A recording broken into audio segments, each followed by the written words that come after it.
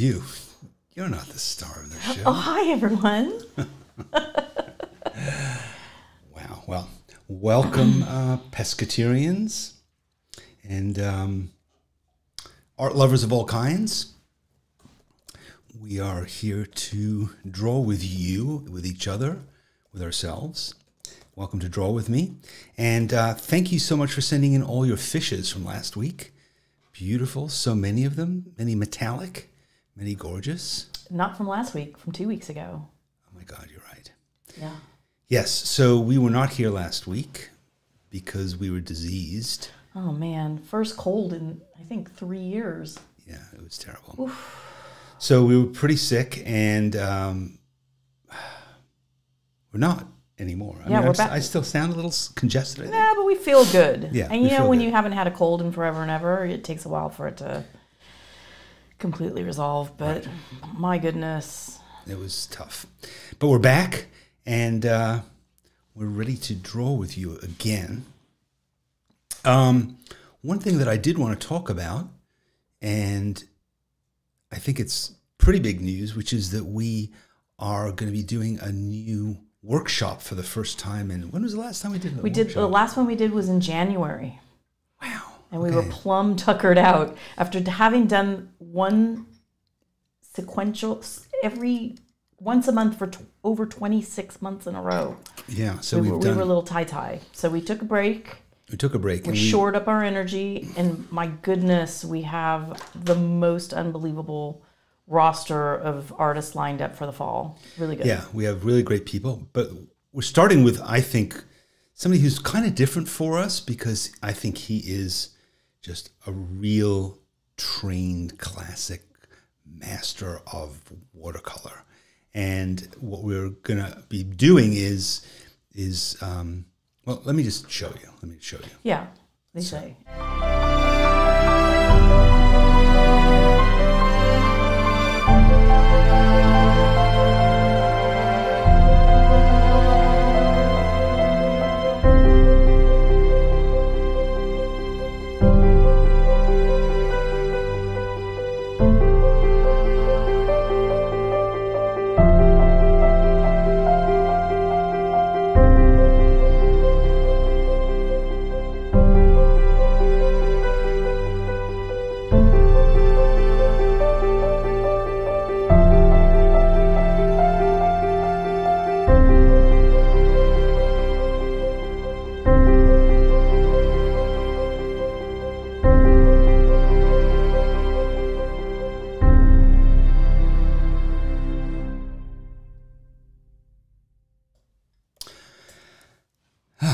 I just love that. I think, what? I know, it makes me kind of want to cry, honestly. Yeah, I mean, I think it just shows you really what watercolor can be, how emotional it can be, how rich it can be, how it can capture kind of the inside of a person. And, you know, Mario is really, he is part of a great tradition going back a couple hundred years of really realist watercolorists, going back to Turner, really, but certainly Winsor, Homer, and Wyeth, and just people who do thoughtful, beautiful watercolors. And honestly, for me, that's kind of a revelation that it's possible for me to even approach something like that, because you see me watercolor on the show. It's just sort of, I don't know, I just kind of grab it and fool around with it. But when you watch somebody who really knows what they're doing and you see the care, it's just a beautiful thing to watch and to see how, oh, I see how you get to that place, right? So often that happens with great art. You look at it and you go, that is so beyond me. I just have no concept of how that came about. And then when you get the chance to see the process and to understand each step of the process, suddenly it becomes possible. I mean, what was the biggest factor? Going slowly. Going slowly. I mean, I will admit to you, Mario goes slowly. He does go slowly. I mean, he says normally he takes at least a week to do a watercolor like that, at least a week. But of course, we don't have a week to do a workshop, so it's going to be one of the longer workshops we've done. Is going to be, I think, 4 hours in total. But it is a gradual process of layering and building up shadows and tone, and then only at the very end does he actually introduce color. It's amazing. I mean, it's so great. We should stop talking about it because I want people just to like accept they need to attend this. Right. So nothing we can do to convince you other than just say you will miss out on something very special. And I mean, we only work with the very nicest people, but Mario is so delightful. Such a nice man. Such a gentleman. Yeah. Such a gentleman. Really just a special human. And Winsor Newton introduced us to him. So we thank them for that. And he's teaching. He lives in Alabama. He lives in Alabama right now, but he was living in New York. But now he's teaching at the New York Art Academy, which is basically focuses on this sort of classic way of painting and drawing. And he's teaching there. He's in fact. I mean, we're just so lucky to have him. This week he's flying up there. So yeah. So I think we can't. If we shouldn't. We're no more explaining. Just sign up, people. Right. So if you I haven't, did it. You did it. People. You see. It's contagious. But if you don't sign up for this workshop, then I don't know what to say. Yeah. I mean, if you don't love watercolor, it might not be for you. But it's who doesn't love watercolor? Who doesn't love watercolor? But also, I think what I also talked to Mario about, because I said, look, you're operating at this level that seems unattainable, and he said, absolutely not. Like, I am going to make this class for somebody who's never done watercolor before. I'm going to make this class for somebody who hasn't even necessarily ever drawn a portrait before. And so that I mean, how cool would that be if you've literally never done either of those things, and then the first thing you make is this? Done. That is like Instagram, right? You like just one Instagram. That's what they call a brush drop. Yeah. So all right, let's move on. Yeah, but you get the point. You get the point. We're probably going to talk about it some more. You get the point. You get the point. Yeah. So let's just. And Spark members get it free, but you guys already knew Spark that. Members get it free. So this week I'm going to be drawing in a Nostalgie Sketch Book, which is by Hahnemühle, and it is it's to me my favorite, just straight out drawing paper. It's the best for me. How many are we giving away? We are giving away 3. I'll post three of it in these. the chat. So these are the 3, and they're nice and big. They're great sketchbooks, and if you'd like one, I mean, write they to have it. like very flowy paper. They're flowy paper, wouldn't you say? Like smooth, but also thick. Yeah, it's quality. Can you hear that? It's quality. All right. So yes, write to us, info@sketchbookschool.com. If you're in the United States, send us your mailing address. We can't email you a Nostalgie sketchbook. So we also can't send them P.O. Box because they come in UPS. So send a mailing address. Oh, okay. Yeah. But you can write to us in our P.O. Box if you want to, if you want to bribe us. But yes, and we have various people. Like here's Polenta Pot. Nice. Who won nice something. name. What did she win? I wonder, or he, or it. The book and paper are lovely. Have we ever given a polenta pot or any other kind of cookware or anything? I don't think so. Come over and make us dinner.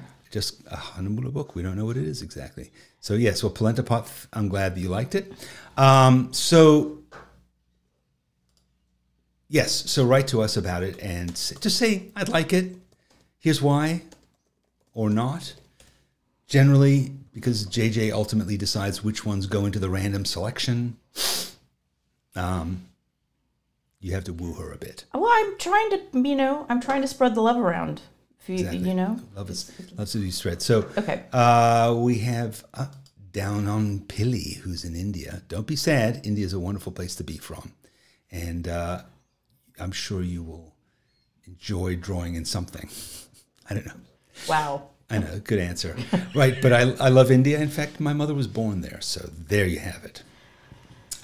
What else? Winsor Newton is also sponsoring this. We're giving away some Pro Marker watercolors, which I'm not going to be using today, but you've seen me use those Pro Markers before. They're awesome. They're awesome. We have one set. We have one set to give away. To that, same deal. Write to us, tell us what you want, and we will get it. Okay, so I wanted to talk a bit about art history a little bit. We're going to get to Kirsten. By the way, Kirsten says, "Is it possible to pay and see a recorded session?" Every single workshop we make, fully recorded, available. I mean, not only the next day. Many people don't attend live. Lifetime. You have lifetime access to our workshops. Lifetime. Long after I'm gone, you'll be sitting there. Well, I'm not sure about that. Well, I don't know how old Kirsten is, but you will be able to watch Mario for. Well, we call it lifetime access, but we never say whose lifetime it is. Let's just move on. Everybody knows what it means. Okay. As long as we're in business. Let me take a deep breath and move on. Okay. So I want to talk today about. Let's start talking about impressionists. So here's some of the big heavy hitters in the world of impressionism. I'm sure you know them all. They are all household names. Do you recognize their faces? Can you identify? Can you put the name to the face? All right, let's start with the first guy. Who is he? I don't see anybody out in the audience raising their hand, so I'll tell you. His name is Pissarro. So, of course, you know Pissarro. And Cam to his friends. Who's number 2? JJ? No idea. That's Monet. That's Claude Monet. Number 3? He kind of looks like Pissarro, like on a happier day. They've all got the beard going on. So what about number 3? It's a haunted dude. Toulouse-Lautrec? Degas. I know. Beautiful eyes. Very nice. Now, what about number 4? A good beard. Good confident look. Don't know. Manet. All right. Number 5. Who's this? No beard. The only impressionist without a beard. She has one on top of her head. Possibly. And in fact, if you turned her upside down, she would look like Pissarro. I think everyone's guessing. Correct. Mary Cassatt. Ding, ding, ding. All right. They are so smart. All right. Now, who are the 2 guys below? Pretty obvious. Toulouse and, of course, Lautrec, his twin brother. And finally, who's the last guy, who I think has the best face of all of them, and who doesn't look anything like his paintings. There you go. Renoir. So, all right, so it's interesting. Here are these guys, mid to late 19th century, but we have photographs of all of them, okay? They're photographs of all of these great impressionists. And in some ways, it's the reason I want to talk about photography and impressionism is because, of course, impressionism is a reaction to photography. It's a reaction to the fact that suddenly painting seemed dispensable. It's kind of a strange thing, like we're going through it now, right this year, in fact, because of the development of artificial intelligence and the fact that things like DALL-E 2 are able to generate amazing artwork from a sentence in a second. I don't know if you know anything about what I'm talking about, but the fact is that artificial intelligence right now on the internet, you can go and type in a sentence and it will generate an incredible photograph. In fact, I had it generating a bunch of pictures of Van Gogh for me, which I forget to share, but I'll show them to you some other time. But similarly, during the late 19th century, there was this kind of crisis, which is, do we need artists anymore when we have photographers? So that is kind of, again, I'm not a giant art historian, but I think that is a really important thing. And it's something to think about ourselves when we make art from photography. What are we to think about? Because now here we are, 100, 150 years into the reign of photography, and yet, we're still making art. It's still relevant, but why? What does it mean? Okay, so then there's this fellow. So this was thought for a long time to be the earliest photograph of Vincent van Gogh. But as it turned out, it's not a photograph of Vincent van Gogh at all. It was supposed to be him at 13. It turns out it's actually his brother, Theo. This is a later picture of Theo, and art historian said, okay, I guess it's not Vincent. We'll have to, I mean, those piercing eyes were kind of the giveaway. Oh, Twig. There's a feral pug behind me getting mad about the leaf blowers, so you might hear some growling. That's not Vincent or Theo. So yeah, here's another picture. For a while it was thought of a young Vincent.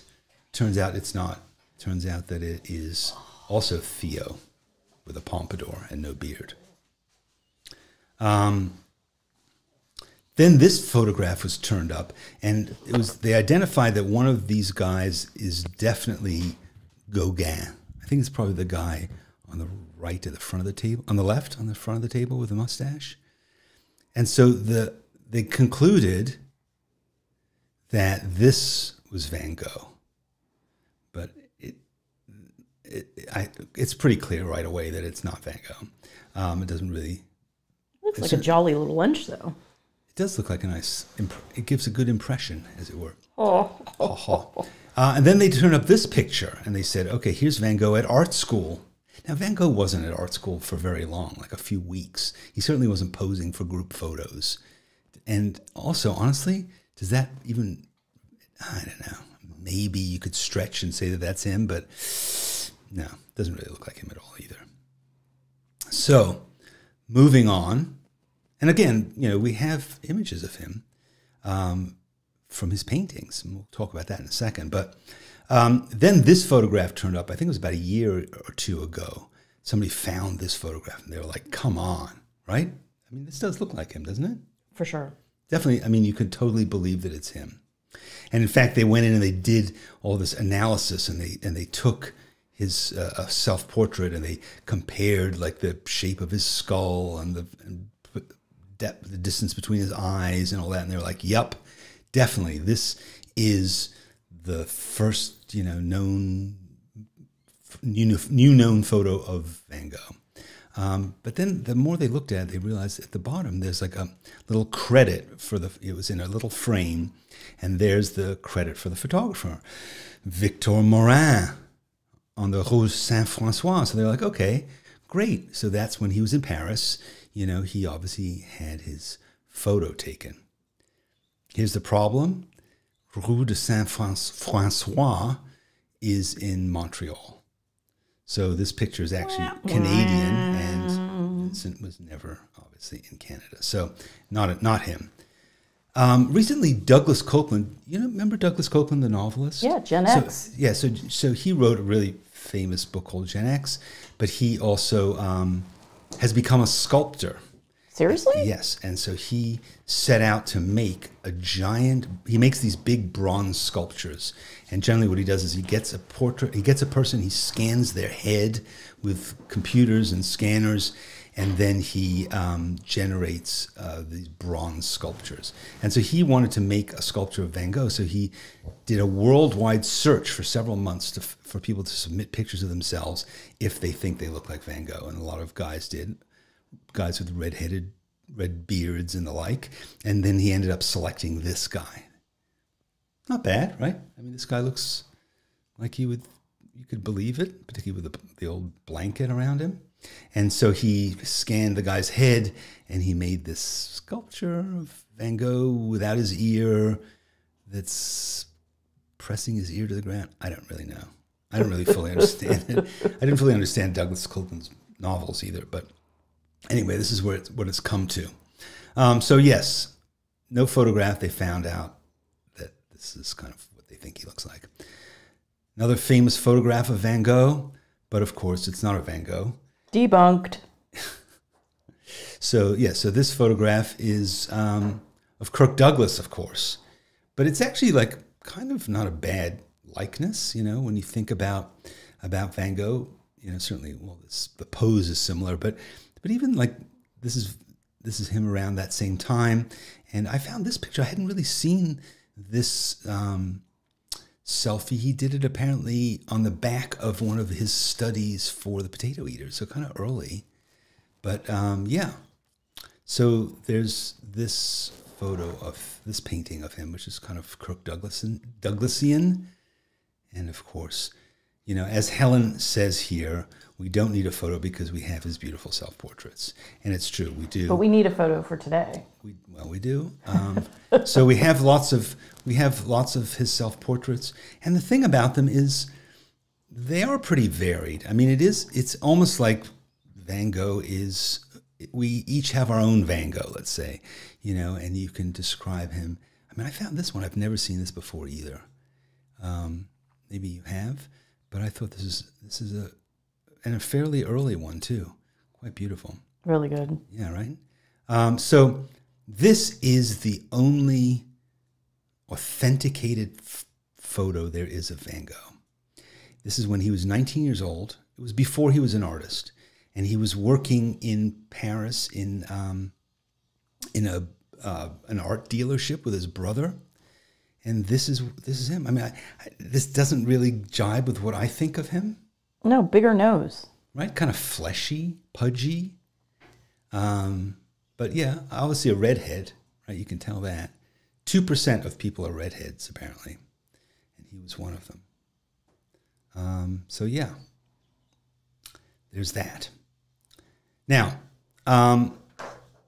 why are there no photographs of Van Gogh? That's kind of what I was thinking about. And here's a couple of clues. So this is a photo of Van Gogh's mother that his brother sent to him. And he did this painting from that. And the fact is, Van Gogh just didn't like photographs. He thought they were... let me read you a quote from him. He wrote to his sister and he said, I myself still find photographs frightful and don't like to have any, especially not of people whom I know and love. Which is one of the reasons that he quickly turned that photo of his mother into a painting. He says, these portraits first are faded more quickly than we ourselves, while the painted portrait remains for many generations. Besides, a painted portrait is a thing of feeling made with love or respect for the being represented. What remains to us of the old Dutchman?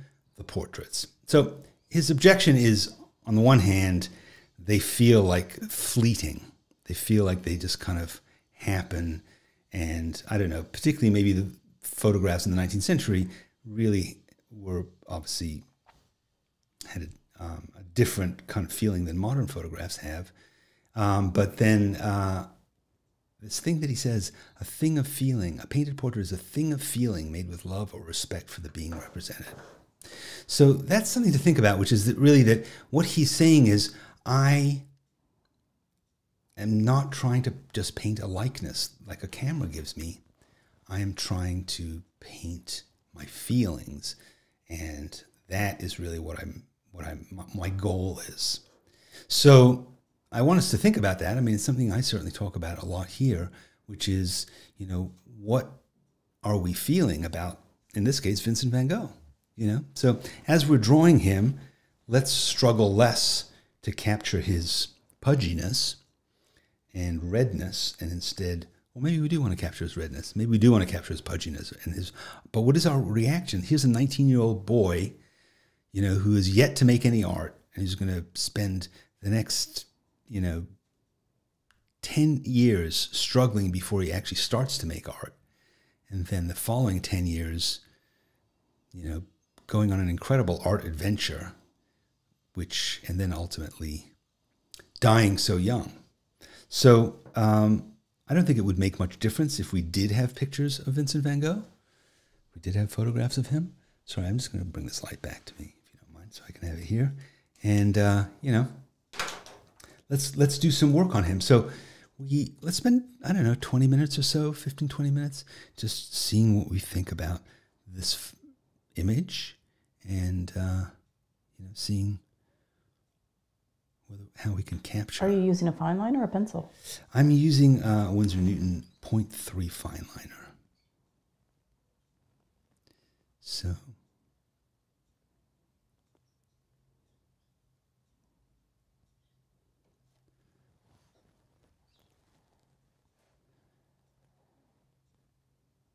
eyes are much darker than his brother's.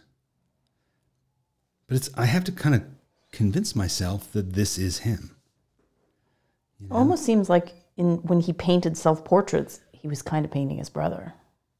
That's interesting. I mean, I imagine if you're somebody who really wasn't photographed very much. You probably didn't spend a lot of time looking in the mirror either. And this is a weird thought, but the guy had a beard. I wonder if that played any part in it, because he didn't have to shave. And he doesn't strike me as the kind of guy who probably spent a lot of time washing. What do you think? I mean, did anybody in that day and age? That's true also. That's it was true. like once a week you took a dip in the river or something, right? Dunk yourself in the cow, what is that thing called? The trough. Trough. Yeah. So he may, but I imagine, I mean, when he did his paintings, when he painted his self-portraits, I'm sure he had a candle. He had a mirror. No, I'm thinking about that famous scene in Lust for Life where he has the hat with the candles on it. And he, he was painting like well into the night. And so I imagine that of course he had a mirror. Uh-oh. Are we getting outrage? Intruder alert. Twiggy's not happy. I'm clamping her down. What does that nose look like? Does it have any kind of a bridge at all? I mean, maybe his face changed a lot as he got older. It's hard to say. I mean, he must have lost quite a lot of weight. You think he was? Yeah, because he went from, being with his loving mother, and I'm sure eating well in his Dutch home, to sort of first being a missionary in the coal mines, and I'm sure not eating terribly well. He had no money besides whatever his brother gave him.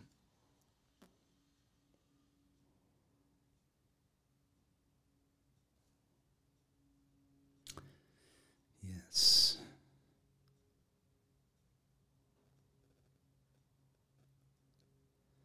I mean, his eyebrows are like mine, sort of MIA. No, MIA.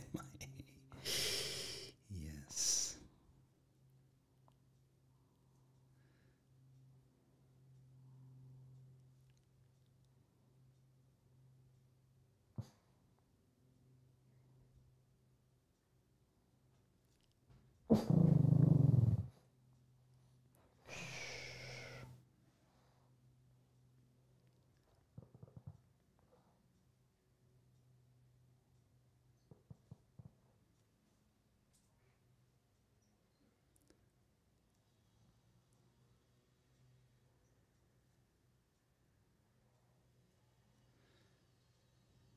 This photo is also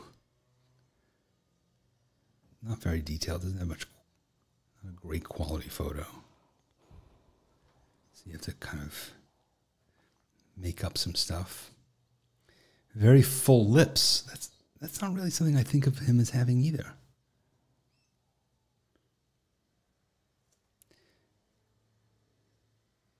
I mean, look, it's possible this isn't him. What? Who knows? I mean, I thought you said it was authenticated. Yeah, I mean, I don't know that. I mean, it's authenticated to the extent that anything about him is in this way. I mean, generally, the authentication that we have about him comes from like his letters to his brothers and stuff like that. His brother, that's really the main stuff that we know about him is from all those letters. But I don't know. If it turned out it wasn't him, would you be that surprised? Man of mystery? I mean, I would be that surprised that you spun up this whole episode to say this is the one authentic photo of him. All right, I'm going to admit it. This is actually my grandfather. No, as far as we know, it's him. I mean, this is what the museum, the official Van Gogh Museum in Amsterdam says is the one photo that they accept as being of him. So they're sort of the yeah, I think they get to decide. Yeah, they're allowed to pass the word, you know. But I think when you're doing this, you know, somebody else just made a thing. Joey says Danny's Vincent is looking like Danny. It does kind of look like you. Right? You know, people have always compared me to Vincent van Gogh. Not favorably.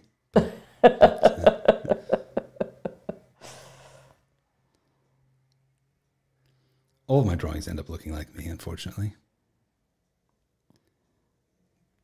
It limited my career as a street caricaturist.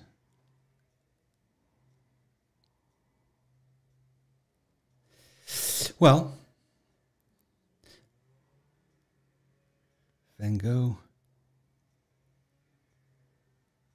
is somebody who's always meant a lot to me. Obviously, I love his art, but also his story as a self-taught artist. I've just learned a lot from his example of what it is to teach yourself to make art. And, you know, he tried to go the traditional route.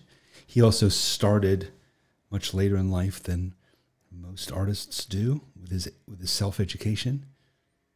And started and finished early. He did. He was done early. Started late, finished early.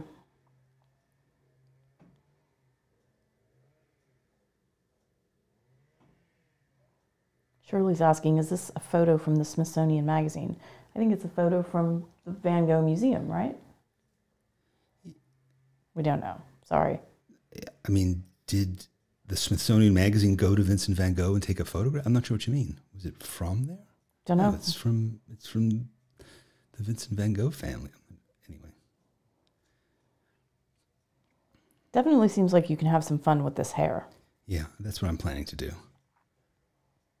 It's going to be the sort of Starry Night hairstyle.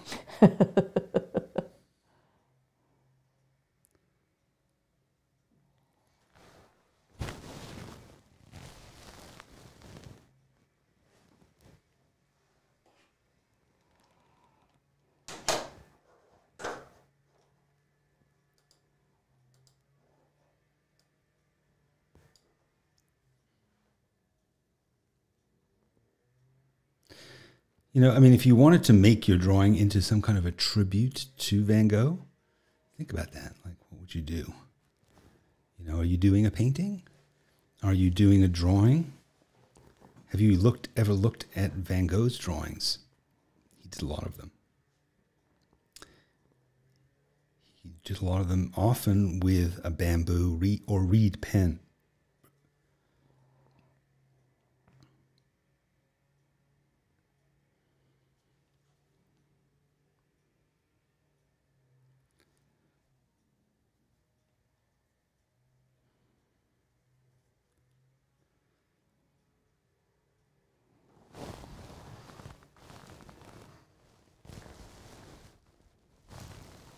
And walnut ink, I think. Or maybe it's just faded. That's one of the things that struck me when we went to the Van Gogh Museum a couple of years ago. And they had a show about the sunflowers and how faded so much of his paint is. How so many of his colors, when you see them in person, you're like, God, it looks really... Didn't you think that? No, I mean, they showed a, recreation of what they would have looked like in his time. Yeah. And they were like Technicolor. I mean, I don't know if he just it was the application of the paint was different, or if the quality. I'm sure the quality of the manufacturing of paint. I don't think he made his own paint. I think by then you didn't have to buy pigment and grind up your own pigment and mix it with binders and do all the other things that artists often have had to do through the centuries. I think you could go to a store and buy tubes of paint, but even so, I don't know that it was necessarily enduring. And I also don't know whether his materials were really of the highest quality, you know. I can't imagine they were. You know, in terms of like how he prepared his canvases. It always seems like he was just, I mean, he would knock out so many paintings. How many did he do? Like 1,000 paintings in 10 years. So he was doing a painting every 2 or 3 days, sometimes more than that. So his paintings were probably not, you know, carefully prepared so that they would last forever, because he didn't think anybody wanted them now, let alone in hundreds of years. But oh, you're taking a little artistic license with that hair there. you know, it's true. I hope he wouldn't mind.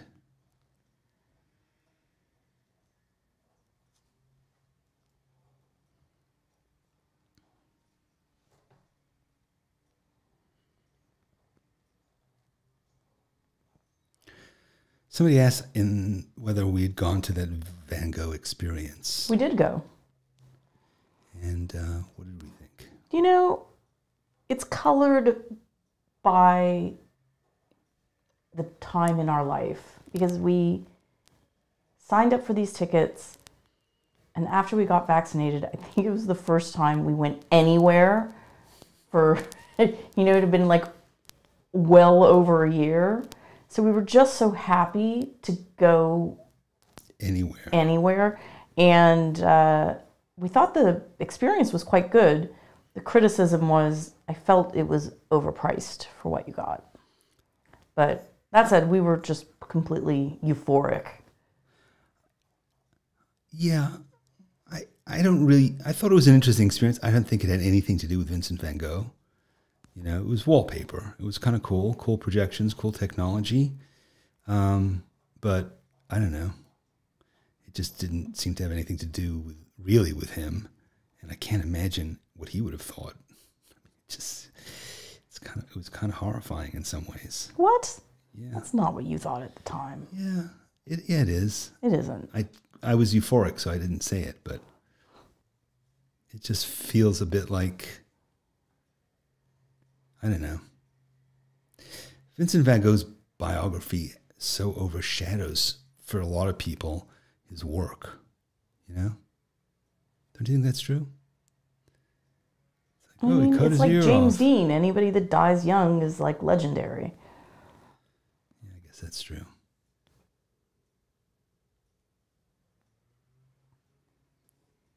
But if we had gone to that, I mean, I think we paid, I'm going to say it was like upwards of $60 each per ticket. It was like quite pricey, and it wasn't very long. But if it had been half that price, we would have been delighted. I just thought it was too expensive. I was more struck by the gift shop than anything. Where you could buy Vincent van Gogh, you could buy any one of his paintings on just about any object you could imagine. Umbrellas, dinner placemats, you know. Yeah, like Christmas wrapping paper. Christmas wrapping paper. Yeah, so that was interesting. I don't know, maybe you would have liked it. Yeah. I mean, they have now done them for, I mean, there's one here in Phoenix about Frida Kahlo. I think just opened. I think there might be a Georgia O'Keeffe one. Maybe I saw one about Monet. I mean, that I think is... I think I'd like to have one done of my work. What do you think? I'm thinking that I can imagine this drawing I'm doing of Vincent van Gogh right now being projected really large on the walls of a gift shop. With music. Yeah. All right, that's my next challenge. The Danny Gregory experience. As you're the one person who's had the Danny Gregory experience 24 hours a day for years, would you sell tickets to it? And what would you charge? It's almost your birthday, so I'm going to be nice. It's true.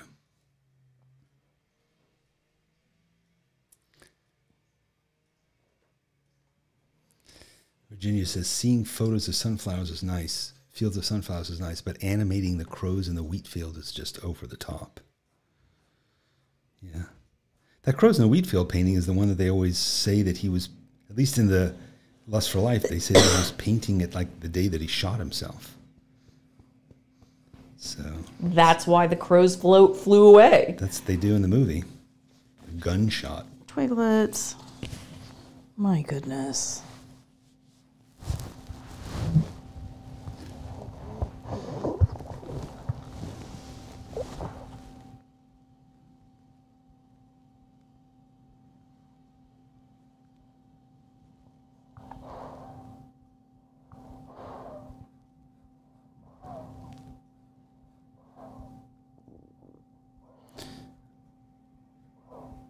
I'm having to add some more tone to this because there's just so little here. It's like Are you going to use color today? there's a little bit of time. I guess I could add a bit of. Oh, Twiglet. Oh, Twiglet. Oh.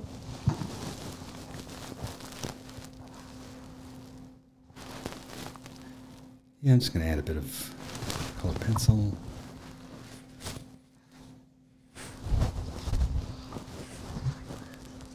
What color were his eyes? I don't know. They have to be blue. You think so? Yeah. Not green? Oh, sometimes blue eyes look like green eyes. I don't know. It's hard to say.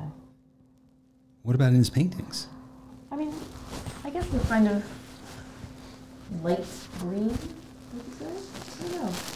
You're always telling me that I think things that I say are green or blue, and things that I say are blue or green. I think I'm not the one to ask. Blue. I'm looking at his self-portraits. They're blue. Blue. Definitely blue. All right. That's what I thought. Go with blue. Oh my god.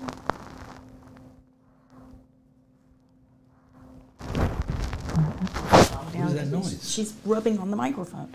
I mean, she's really kind of spicy this morning. Yeah. Twiglet is going through a feral stage. It's been so like having a wild hot animal. here, and she's not getting enough exercise. She's still a puppy. Yeah, so it's like a wild She doesn't care for swimming.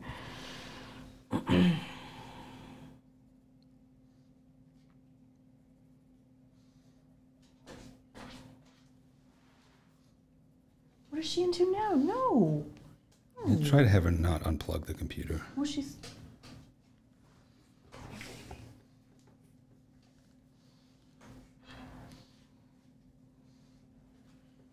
I'm not displeased by this drawing.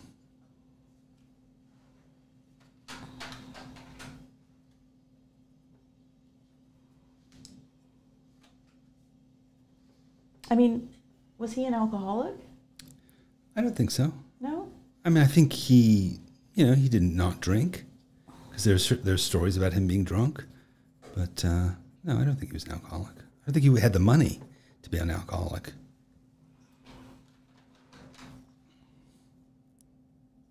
What about absinthe?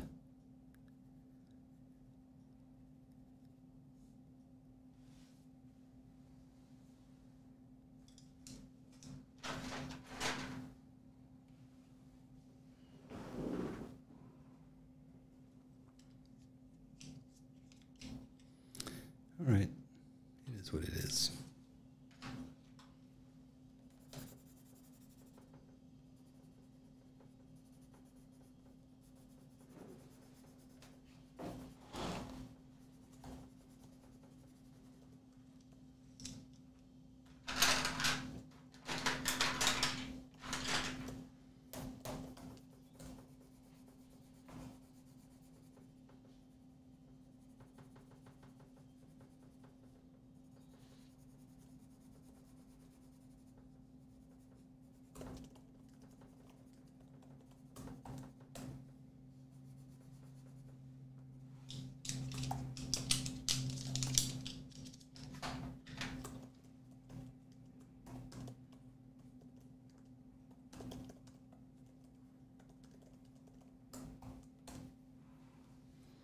All right.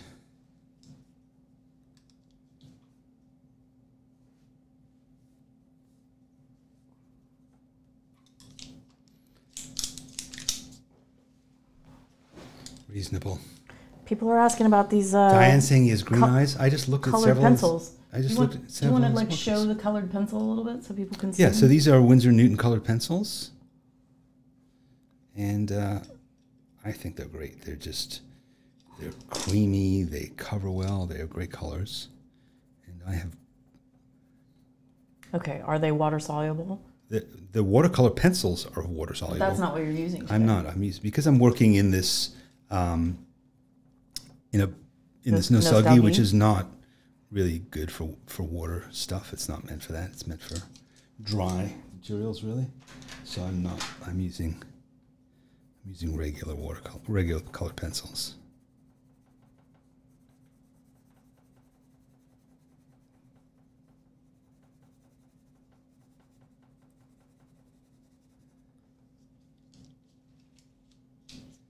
Yeah.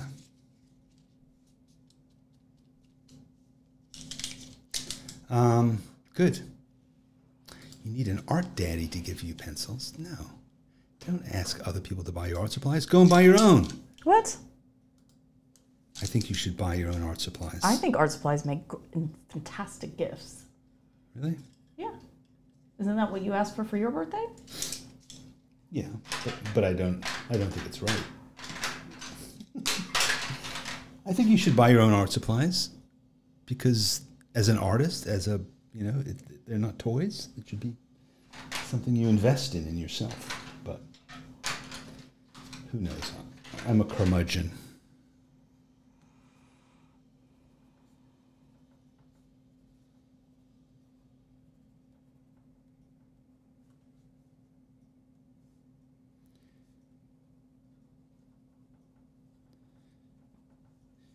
Yeah, he has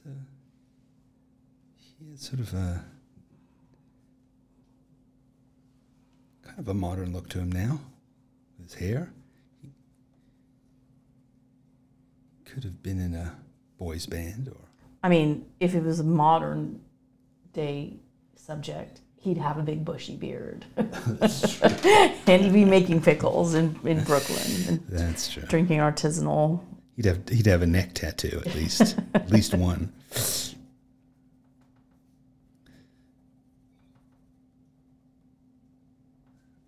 Alrighty, there we go. There you have it, Vincent van Gogh. I really like what you came up with here today. There were moments back in the fine liner stage when I thought you had veered off track. I live off track. Well, good. Well, that was fun. Any final thoughts? His tattoo would be a crow. Oh. How about that? People do seem to like to get birds tattooed. What about a sunflower? Interesting. Yeah. Keep fiddling with this drawing later on. Good. Well. So do you want to remind people to share their drawings so we can make a pre-roll film for next week? I desperately want to do that. I want to see your Vincents. And I would like you to share them, if you wouldn't mind, on social media. That is to say, on Facebook, on Instagram. People have recently been emailing me them quite a lot, and it's okay. Email them, but don't email them to Danny. Danny's inbox is a very wild and woolly place. Send them to info@sketchbookschool.com. Okay, do that. Yeah, but better than doing that. Not everybody has social media. Look, I think anybody that has social media is going to post it, right? Can we? If you're not on the internet, well, the email goes through the internet. If you're not on the internet and you would like to mail it to us. Oh, somebody sent us snacks. Oh, yeah. Somebody sent us snacks in the mail. Yeah, that was good. That was very good. Yeah, that was really nice. I think they were plantain chips. Who sent those? Going back to what we were talking about. So, yes. So share them with us. Share them on social media. And if you do, please put hashtag SBS draw with me. Yeah, that way we can find them. That way we can find them. So we go out and we look across the internet to anything that's called hashtag SBS draw with me, and we gather it together, and then we'll show it next week. So next week we'll have a cavalcade of 19-year-old Vincent van Goghs, or others. If you wanted to do an aged Vincent van Gogh, if you wanted to do a hipster Vincent van Gogh, if you wanted to do Vincent van Gogh as he might look today, or Vincent van Gogh as he might look if he had lived as long as Monet, then by all means, whatever you want to do. And then what else? The Art for All podcast is coming back in a revised form. We're still working on it. It's quite a lot of work to launch a new season, but we are working on it, and it will happen soon, and that will be great. I mean, you have had less than a full voice for about 2 weeks. It's true. I didn't want to have like a sort of weird, stuffy, yeah. So my voice is coming back, and with it the podcast, but it's going to have a lot of really interesting people on it. And I've been talking to people, and a lot of people really want to do it with me, so that's going to be cool.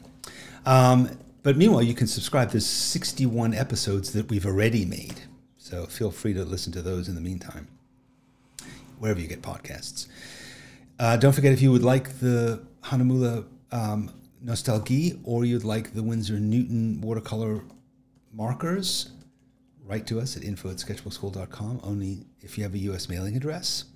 If you'd like to subscribe to my essays, please do. I write one every Friday. I also write one on Tuesday, but the one that you will get immediately is the one I write tomorrow if you sign up today, dannysessays.com. You'll also get a free little book of some stuff that I wrote. So why not do that? dannysessays.com. Is there anything else that we wanted to talk about? No. Don't forget about Mario's workshop, which is September 17th. September 17th, but you can learn about it at sketchbookschool.com. I think we also, down below in the video on YouTube, we will also be sharing a link to it. But sign up. It's actually priced lower than we used to price workshops. We've actually lowered our prices. Pretty amazing, right? Inflation doesn't happen. It doesn't exist. There's no inflation here at sketchbookschool.com. In fact, there's deflation. The prices have descended. The time and length of the workshop has grown. It's an experiment, but we need more people to sign up. We want you to join us. We make it so that we can keep offering a lower price. Yes, so there you go. Yeah, I mean, Mario is a real find for us, and we want as many people as possible to come and learn from him. And even if you just come for the watching experience and you don't feel like you're ready to do it, come watch him do it, and then one day you'll be ready and you'll have your lifetime access to it. So. All right, should we wrap it up? Wrapping it up. All right. So there you go. There's all the stuff. Boy, there's a lot of cool stuff that you can do. And we'll see you again next week. Yeah, Thursday. Same time, same place. Same bat channel. Bye.